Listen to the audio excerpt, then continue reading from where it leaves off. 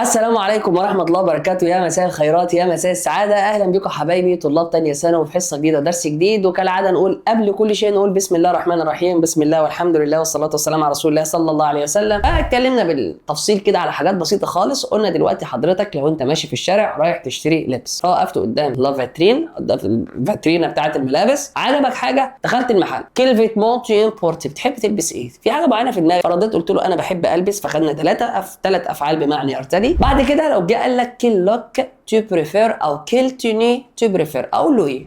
اول لوك عندي ان هنا اللوك كلاسيك اللي هو لبس الكلاسيك. يبقى لما اجي اوصف اللبس الكلاسيك حضرتك هقول لك جو بورت، يعني انا ارتدي. ممكن اقول ان كوستيم واختصر الكلام. النوع الثاني من المقاسات، الحاجات اللي انا بشوف فيها مقاس الوسط، زي البنطلون، الشورت، زي الجو، هنستخدم كيل المفرد المذكر ونقول له بقى كالي طون tour de ceinture. Caler ton tour de ceinture. يعني ايه caler ton tour de ceinture؟ يعني بالبلدي كده بقول له ما هو مقاس وسطك. tu penses نوع دوسيجن، حضرتك رايك ايه في البنطلون الجينز؟ طيب احنا قلنا بونسي عايز كو، بس الكو هنا غلط لان النقط جت في اخر السؤال بعد الفعل، يبقى tu penses كوا. النقط كده ان شاء الله دول هيتسمعوا من المره اللي جايه باذن الرحمن، ونشوفك في حصه جديده ودرس جديد، والسلام عليكم ورحمه الله وبركاته.